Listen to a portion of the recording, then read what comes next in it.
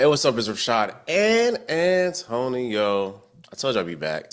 Oh yeah, new pod alert, the DCU and Me podcast because hey man, we in a whole new era right now. Yeah, And we yeah. had to I had to be like, hey man, we gotta dedicate this to DC and what James Gunn is doing because yeah, it's James Gunn is James Gunning right now. yeah, so Creature Commandos dropped. We watched the whole thing. Mm-hmm. Good 30 to 35-minute episodes Mm-hmm. of animation. All spoilers. Only 7 episodes, which is the only disappointing part. I feel like we needed Yeah, more. yeah, But I do understand why, because he had to go write Superman. And that's probably a little more important than Creature Commandos. yeah. Yeah. So, uh, as customary, we didn't talk about this. How did you feel about Creature Commandos? Man, this was a fun series, and this is basically like unhinged James Gunn. Like, because I remember when it dropped, I completely forgot about it. I forgot this was coming up, like, really coming up or whatever. I had to go back and watch that Um, um, um, remember that special he did where he talked about everything that's going to be coming up? Oh wow, yeah, on the I had DC to fandom during right the on pandemic. Yeah, right. I yeah. had to go back to watch that to see was this one of it, and yes, it was. It was like one of the first ones he said was going to happen, and sure enough, damn, he did. But man, this was so unhinged. Like I'm watching this and I'm like, okay, boom, boom, boom. This is Suicide Squad ish. This is Creature Commandos is kind of like the cousin of the Suicide Squad. Yeah, And I'm watching this, and as we get in, I said, I forgot this is a James Gunn presentation, and it just starts to get wild and out of like character with it. And I said, this is completely James Gunn. This is the one of the most James Gunn things that I ever seen, and this is how James Gunn it was in the opening of the show, he has an animated version of himself typing the script of creature of this say of the episodes each one. And if you look close enough, I saw this through our friends at New Rock Stars.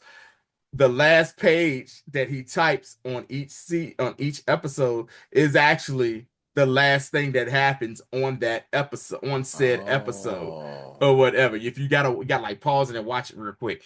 Man, this once again, James Gunn he does a great job taking a hodgepodge or a group of characters and making you care about them or have some type of reaction or emotion to them. And he did that with the creature, you know what I'm saying, with Creature Commandos. definitely. I was very pleased with this Yes. series, man. Like the how I started off the first 2 episodes back to back, and I it, I just was very surprised. One, I was surprised just by how good it was because I just wasn't expecting this. I thought it was gonna be like yeah, we're gonna drop this early. It's just something we doing Mhm. because it just seemed like he was like too busy to really be doing this. Yeah, because And he has so much stuff he's doing like all at once with this whole DCU that he's creating. yeah, I mean, and there's a lot of random seeing D-list characters in this as well, and just the team itself that they compiled. Love having Amanda Waller. What's that lady's name? Amanda Waller, Who's playing Amanda Waller? Black. Viola Yeah, Davis. Viola Davis. I'm sorry, Hmm. Miss Davis. Glad they got her back to play play Amanda Waller again, Hmm. and it's it's just good, man. Like, what was your favorite thing about the series? My favorite thing about this series was basically I loved how after the first couple of episodes, you got the episodes that focused on, it was a main storyline but they had counter plots where they focused on each character, let you know what their background is, why they feel the way they do, why people think the way they are. I really enjoyed that. One character they really humanized, if you want to say that, was Weasel. They really did. Was we Because first time we saw Weasel was in Suicide Squad, and Creature Commandos is basically, all intents and purposes, is a sequel to Suicide Squad. Long story short, Amanda Waller was after her daughter and Peacemaker. Peacemaker outed her and stuff. The government said, "Look here, you can no longer use humans to go out here being this, saying doing these missions and stuff like that, and not giving a damn whether they live or die." And she worked her way around it. All right, cool. These ain't human. They ain't humans. These are monsters. Yeah, And, they are monsters. Crazy loophole. Right. And so we see Weasel, and the whole time we've always thought Weasel was just some unhinged, like not knowing what the hell is going on type thing. He's just a bloody thing. Because we always heard was, well, why he locked up. Man, he killed what? A dozen kids or something like that. And everybody he was always like, well, damn, what happened? Well, when you see the flashback of what happened, his story is probably the saddest one out of them all. Because he can't, because we still don't know what Weasel is. We don't know whether it was a man that turned into a weasel or was he just a mutated weasel. But he has emotions. You know what I'm saying? Right after they did the first mission, they went back to the prison, and he was meeting with his parole officer. Like Weasel, they're like his name is John Doe. It was like, because they don't know what he is, and they were like, "Come on, talk to us, give us something." And he's making all these he's making all these sounds and stuff like that. My bad. He's making all these sounds and stuff, and it's like he can't really communicate with everyone, but he didn't kill 12 kids. He was trying to save their lives, and like a school that burnt down, and he befriended these children, and he loved these kids that helped them, and they wanted to play, and they wanted to break into school and have fun and stuff. And Weasel, and somehow, if I can't really recall what happened, they went back into the building. It was playing, and fire hit something knocked over, and got out of and control. Of course, like the janitor that stays, the creepy janitor that stays at the school, you know what I'm saying? He sees this groundskeeper Willie. Yeah, groundskeeper Willie. He sees this thing, and I mean, he reacted like anybody else probably would react, like, "Hey, get away from those kids," and type stuff. When Weasel was just trying to drag the kids away by, with his teeth and stuff, and, trying to save it. And the one little girl really, and they all died in that, the kids died in that fire. And they all thought that he was like attacking the kids, and that's what happened. And that's how he got locked up. When that's not the case at all, And then too, you see later on in the season where Weasel really took a liking to the princess, because she reminded him so much of the little girl that died and stuff, stuff like that, man. So Weasel got a lot of common sense, and Weasel is, after Nina, is probably the most compassionate, or he might actually be the most compassionate character in this series. So I really, like I said, I like the arcs they show where you see how each person got to be where they are. And what it is, so yeah, that's probably my favorite thing. What about you? Yeah, that was definitely the most like impactful story. My favorite storyline throughout this whole thing, by far, is the Frankensteins. Yeah, right. Yo, the bride is wild. Okay, the bride is wild. Like, I think I like how they really elevated that character. You don't really see the bride be like a focal point, because by the end she's the leader of the team. So I like that. Also, Frankenstein himself is just the biggest simp ever. You know what I'm saying? Like, the whole time is like, look, hey, do you understand that me and my love, we're gonna get together and she's gonna love me and accept me. I don't know why she's playing these games. I mean, she's playing this run and hide. It's hard to get, and it's fun. But I really want her to know how much I love her. And he'd be explaining this to people, and people would be like, "Yo, what are you talking about?" And if they disagree with that bastard, he just kills them. Kills him. Yo, the dude that was in a taxi taking him back In the to last episode, in the last episode, this dude was in the front snotting and crying. because you didn't see his face at first, you just saw the back of his head and driving. And his name is Eric Frankenstein. He's like, yes, she's about to make a horrible mistake. And once I stop her from making this horrible mistake, she will love me and everything will be happy.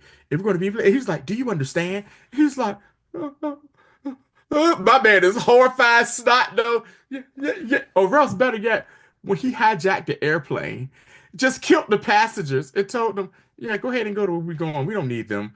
Up there, started eating their food and stuff, and then just drops a stack on the pilot and be like, yeah, thanks a lot. I appreciate it.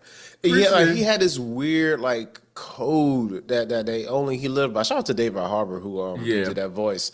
Also, we already know who did the Bride's voice. Yeah. That was our girl Indira Varma. You know what I'm saying? One of the sand snakes. You know what I'm saying? Yeah. Game of Thrones. Straight up, that was that for y'all that don't know, that was Oberyn's paramour, as he referred to her in the dago on the show, man. But that whole line was that whole story arc was crazy.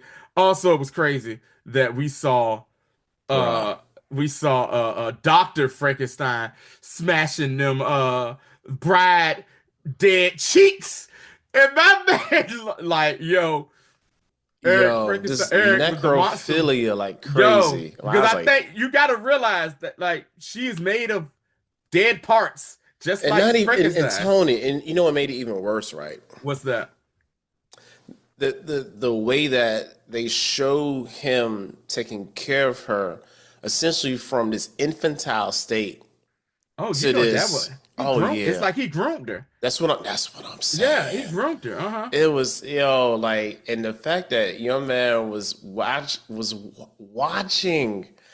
He was like in the background, like he had some flowers, like and then he straight murdered that man. Man, what did he do to that dude? Did he like rip him apart or something? He was like, and he turns around, my love, he was in the way.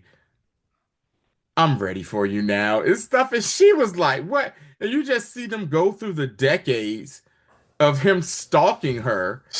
Like you know what the monster was, Eric Frankenstein was. He was, and like you said, the biggest simp ever. He was an over-the-top simp of, who else was also a big simp? Gatsby from The Great Gatsby. Yeah. He idolized the bride just like Gatsby idolized that chick and everything, the thought of her and everything when she won't gonna go with him. But the bride basically has been trying to kill this dude and get rid of, like, even in the last episode where she shot him up and he's like, Rick Flag, you're making a mistake. And she was like, you stalking mother. And then shot him, and she thought she finished him off. But as we saw at the end, my man is back with the old lady who informed him that, hey, your girl back here eating some horrible soup or whatnot. What did he said? Spider egg soup? Something like that, yeah. I was like, what? Yeah. He's like, it's disgusting. Yeah, shout out David Harbour too. David Harbour did the voice for Eric Frankenstein. Good, he did a good job. Great job on that one. So question, Rashad, who was your favorite character? My favorite character, man. It's really okay. It's really between Frankenstein and the Bride. I can't okay. I like Phosphorus. I like GI Robot. You know what I'm saying? I like all of them, but even Rick Flag, because he was clapping some cheeks too. You know what I'm saying? But like Phosphorus was an idiot. No, he shouldn't be this long. Don't worry. I'm surprised. Dr. Phosphorus, he was like he was the Rocket Raccoon of the group. Oh yeah, definitely. Yeah, but like for real, like my favorite character is probably the Bride. Okay. For me, it's between three people. It's between Eric Frankenstein, the Bride, and G.I. Robot. And G.I. Robot is a favorite character of mine, only just for one thing. He killed some racists. Yeah, He yeah. killed a lot of racists. And so if you haven't seen this, GI Robot was created as a death robot, saying for America during World War II. And he basically was programmed to kill Nazis. I was about to say this robot, whole purpose in life is killing Nazis. He's like, are we gonna kill some Nazis today? Oh, and then he's talking, and then he can recount every Nazi he ever killed. He was like, well, back in 1945, oh, it was a grand day. I killed 45 Nazis. It was so much fun. Would y'all like to kill Nazis with me? And like over the years, you see that he gets puts in storage, and one of the stories that happened with him was some guy that's like a military collector finds him like, oh my God, it's G-Ride Robot, and he buys him from like a thrift store. It was And it was like an Army Navy supply like an store. Army Navy Yeah. supply store. We know about that back from where, what I'm saying, back in Norfolk and stuff like that. And so he like cleans them up and everything, and GI Robot was like, hey man, becomes friends with the guy, and the guy's telling him, you know what, you would be great for our cause and this and that. And they're like, all right, yeah, cool. And they go to this meeting, and GI Robot is like excited to be around to see other people because his platoon were his boys back then because he saved their life and they treated him like he was human and everything like that. GI Robot, they get to that meeting, they start talking, and they reveal a flag, and it's a Nazi flag, and I just love the whole, oh boy. He just go, oh boy. And he's looking, and all these guys are like neo Nazis, and what I'm Uh-huh. saying, and they're like white supremacists, they KKK, they like doing all that stuff. And then he's looking, and he's just like, yeah, friend, I didn't know you was like this. Oh, and they killed them. They killed every last one of those racist sons of bitches inside there. And I listen, Rashad, in my apartment here in Maryland, I stood up and I applauded. And that is the reason why GI Robot got sent to prison because he killed all those Nazis, and they were like, "Oh, he went crazy." No, no, they were horrible people. They were talking about, what I'm saying, the superior race and all that stuff. So and then the fact that I thought after he like saved the team against, saying Cersei and them, I was like, dang, and he kind of blew up, and I was like, dang, man, they got rid of GI Robot, but I was so glad that they rebuilt him and made him more updated. At the end, he was like, "Hello, bride, I'm back." He says, "I'm here to help out." So I wonder what's going to happen when he finds out what happened to Nina, though, because that was like Yeah, his yeah, best yeah. his best friend. She had another great story arc, and her arc coincides with the bride because the whole series, she was trying to be the bride's friend. And the bride was like, "Little fish girl, leave me the hell alone. I Yeah, don't yeah, I yeah. leave me the hell You alone." soft, yo. Right. And then, I think the bride has some guilt because she sent her into the water to go kill, what I'm saying, the princess. And, the princess took the blade away and shanked her up and killed her. And you saw how she was like, what? And at first they thought, saying she didn't think it. Other people thought that she died. Nina died for no reason, but the bride basically got to the princess and basically said, "Heifer, you really are crazy. Everything Cersei said about you is true. You trying to rule the world. And you know what? It's going to be my pleasure to kill you because you killed the one person who may have looked like the most monster, but she was the best of us, and she was the most compassionate.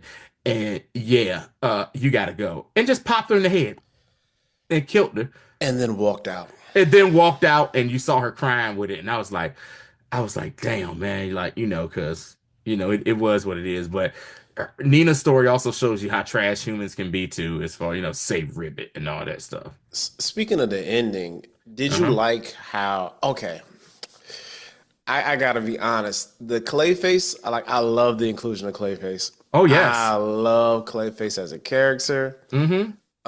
Probably one of the best inventions they had during the Batman the animated series. Mm-hmm. Like I love Clayface and knowing Clayface is going to be in the DCU and they Mm-hmm. already greenlit the movie. It Mm-hmm. makes me like it just yeah, And cause that Clayface episode when they went to the school with the professor and all that mhm. peak. Yeah. And then going even with that, the next episode with Doc, saying, when you see Dr. Phosphorus, when you see his backstory, and what do we see at the end? We see one Bruce, we see one Batman, a silhouette of Batman, and you just like, oh snap. Yeah, it is. But yeah, man, this show was just it was well written, it was well put together, and like I said, they made you care about, saying these characters. And also too, it goes into say that, just because someone looks like a monster doesn't mean they really are a monster. Yeah, definitely. And okay, so I'm glad you. I was trying to wait until we got about midway through this. 'Cause I was thinking about like what's my gonna be my good question to ask, Okay. and my question I'm gonna ask is this: Is this show Hmm. great storytelling Hmm. or emotional manipulation? Ooh, ooh, ooh, ooh. Because even as we're talking, you mentioned how everybody had a horrible anime ass type backstory, right? Hmm. Hmm. So I had to consider this around episode 6. I'm like, okay. Now we see, we had a Rupert Thorne cameo. We already know Rupert Thorne is trash. And he got And as and he soon got as I said, killed. yo, that looks like I said, it looks like Thorne. I said, Right, oh yeah, yeah. okay, it is. All right. Hmm. So then we see how they did Mr. Dr. Phosphorus Hmm. and his whole backstory. I'm like, man, like everybody about to be sad. So can this type of writing Hmm. be sustained on a Long, long, long, what I'm saying, like over time? Because yeah. outside of Batman, which is not going to be an origin story, we already know what makes. I'm sorry, Superman. It's not going to Hmm. be an origin. We already know what's a part of his pathos and his ethos. So Hmm. can James Gunn really keep this part of the? Can he sustain this? So I'm gonna answer that question for you. I'm going, and yes, this is me taking the easy road. It's a combination of both. Good storytelling and tugging at your emotional strings or whatever. Because believe it or not, that same question could be asked about Guardians of the Galaxy 3. Oh yeah. Could be a thing. 3. Now, can this be sustainable? I believe that is why you see characters which don't normally happen in animated, but you know what I'm saying, when we grew up animated, but now it's happening more frequently. You see characters off, Oh yeah. die Yeah. off. So Yeah. Nina is dead. Like she's Yeah. dead, dead. She got Um, she got gutted like a fish. low blow Rashad, but yes, very funny. Low blow, but very funny. God, that is exactly what happened to her. So, and then at the end you see my guy, I can't think of the character name, but he was the big guy from Peacemaker that was, with the beard who was on the Oh yeah, oh yeah, yeah, yeah, yeah, yeah, yeah. I know you're he's talking about. back. And he was like, hey, Waller, really appreciate what you've done. You're a great leader. So, hey, we did something better for your team. Here's your team, and here's some of your new characters. You introduced new people. So, you had, if I'm not mistaken, you had Nosferatu, who was like a Yeah, vampire. yeah. You see, I can't think of the mummy guy name. I know who he is. I can't think of him. But then you see our guy Manwë, aka Khalees. yeah, Khalees. You can see our guy Manwë, aka King Shark. Not voiced by Sylvester Stallone this time, but still, yeah, very funny with the whole look at your stupid hair. Khalees, so it's I'm interested to so you could even go even further to where still showing, hey, how these guys aren't monsters, they just circumstances. I think what will really work this time to show that, hey, these motherfuckers really are monsters. Like, you know, to have them like this, no, this person really is a bad person and they just, you know, working off their debt to, you know what I'm saying, they debt to society here in this situation. So yeah, it could be, but I don't know, man. If it could just Yeah, be strictly on emotional ties. because I really tried to like I had to kind of wrestle with that after the finale. I was like, okay, I love this, Hmm. but also everybody's hella tragic, you know. Hmm. It's kind of like I'm trying to find a comp for this. It's it just be spoilers. So like yeah, like it really felt like a lot of it felt like anime origin stories because you Yeah. know they it's all trash. You know what I'm saying? Like it's not Hmm. nothing good ever happened to them. So it just Hmm. was like, you know, his father died and the village burned down and he was on the side of the road begging for rice, you know. So yeah, that's what it felt like. But I again, for me, I do understand like you taking the middle of the road with your answer Uh-huh. because I kind of feel the same way. Hmm. But at this point, I still got a lot of trust in Gunn, Oh yeah. so I do think it's sustainable. I think he's one of the few people who has a very big picture in mind when it comes to this stuff. So I feel like he'll pivot when he needs to pivot, Yeah. and then you know he'll keep him moving because the way that he has it constructed, he has a whole like this first chapter, Gods and Monsters, already storyboarded in his mind and on paper Hmm. probably. So it's like he has a well enough understanding of where I Yes. want to begin and where I want to end. So Yeah. You because okay, so we got Superman coming up. And then what's the movie after Superman? Is that the one with the high uh you know what I'm talking about, don't you? What's the I was about to say High Republic, but that's Star Wars. But um, I think Batman is supposed to be. What's the one with the it's super not the Batman's not next. which one's the one with like the ascendancy or something like that? Is No, I know what you're talking about, but yeah. that's that. But they're like they're a little down the line right Okay. now.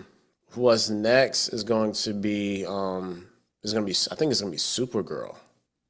Okay. So I think it's yeah. Let me check to be for sure, but I think next is going to be is Superman.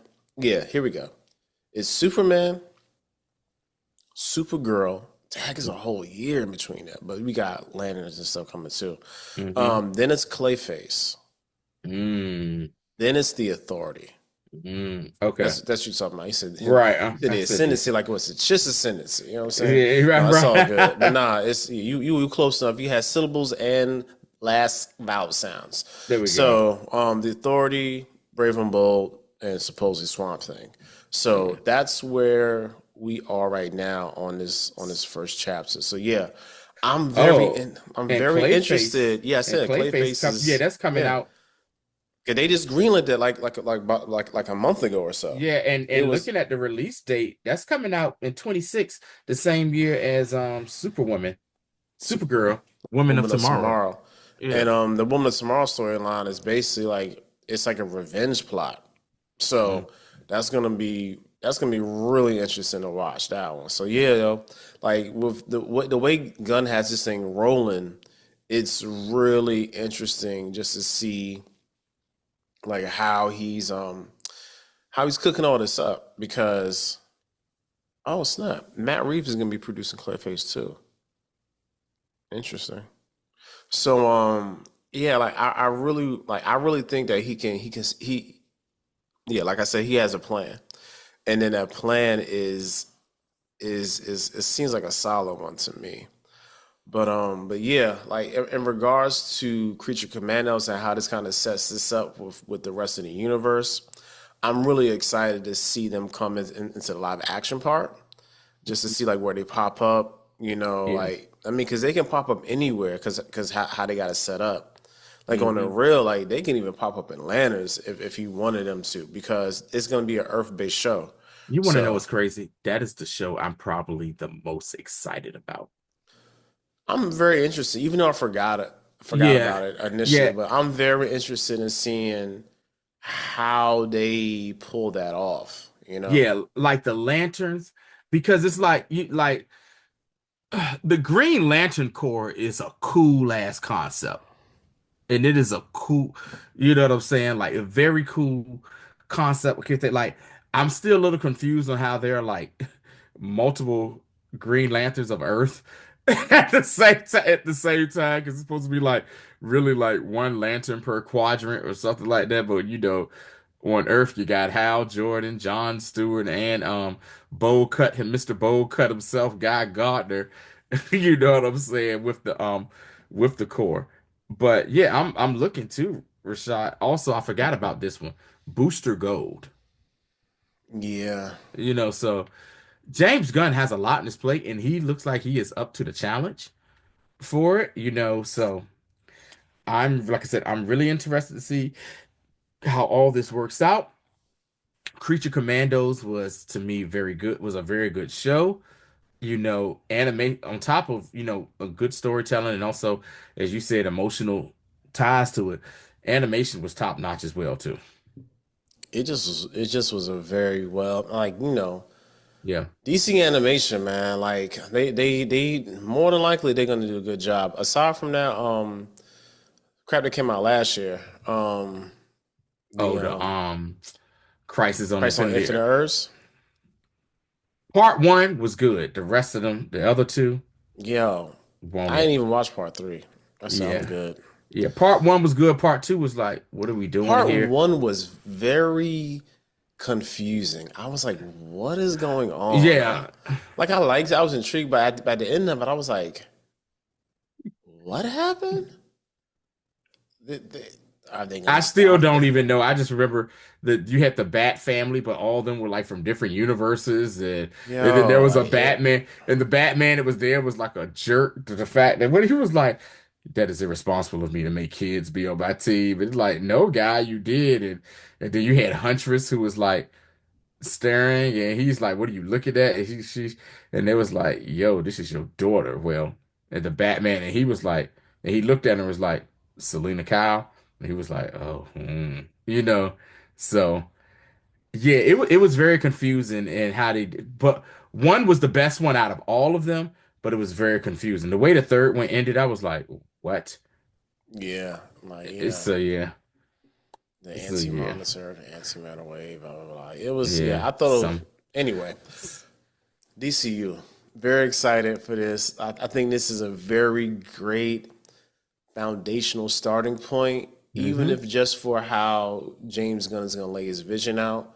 Uh-huh. He did a really good job telling you, look, this is how I wanted to be done. This is how it's going to be done, Mm-hmm. and I'm going to stay true to what my plans are because it's only him and his producing partner Peter Safran, and they just running the thing by themselves. And all Yep. people they answer to is David Zaslav, and as long as they're making money, David Zaslav is not going to care. Yep. By the time this comes out, DC might be his own entity, or they might sell to somebody else because Yeah. I they mean, don't yeah. care over there. You know, the mouse don't mind buying up everything. That would be Yeah, uh I would hate for it to happen, but that would be hilarious. I don't. Yeah, they would definitely put their bid in, but I don't think that Disney would want to acquire that. I think they would want to acquire Spider-Man before they acquire DC. Yeah, because that's up for sale. I know that. I think Sony's finally gonna be like, eh. Yeah, I don't know, Because cause Sony they said, all right, we're gonna stop doing movies, live action yeah, movies. they got they got some decisions to make over there, buddy. But Yeah. that's for another day. But Mm-hmm. yeah, man, that's all we got for this one. Yes, yes. We'll be back next Thursday. Wednesday, Wednesday, yeah, for the finale. finale of Skeleton Crew. Real quick, I want to apologize to our viewers that I wasn't a part of our last two podcasts, which were a review of Skeleton Crew and also this penultimate episode and also the review of What If. life happens and work really happens or whatever, you know. If you don't know that I work in media, news media, and we had a big snowstorm come through, and I went home. I was put up in a hotel and all that good stuff just to, what I'm saying, make sure that we could get to work. And then right behind that, we had the funeral for what I'm saying, the late President Jimmy Carter. So that's what your boy was doing. I'm not neglecting y'all. Rashad hasn't fired me. He has Nah. he hasn't fired me. I That's so haven't been fire. I haven't been replaced. I am still part of the Upon Further Review podcasting crew. Yeah. It's just that, hey, real life comes into play. But y'all, what I'm saying? Y'all start to donate and doing stuff like that. Hey, we don't have to worry about that. You get to see my pretty yellow face all the time. You know what I'm saying? Yeah. Again, news coming later on about some other things we're going to try to get popping off this year. Indeed. And yeah, man, we appreciate y'all. Till the next time.